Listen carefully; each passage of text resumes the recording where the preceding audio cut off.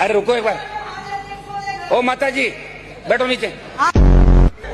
इन्होंने कहा कि मेरा फोन नहीं उठा था, आप अपनी स्टाइल से कराओ। मैंने मेरी स्टाइल से करा लिया। आपकी राजस्थान की सरकार गिरा देंगे, ज्यादा करोगे तो हमसे मत अड़ो।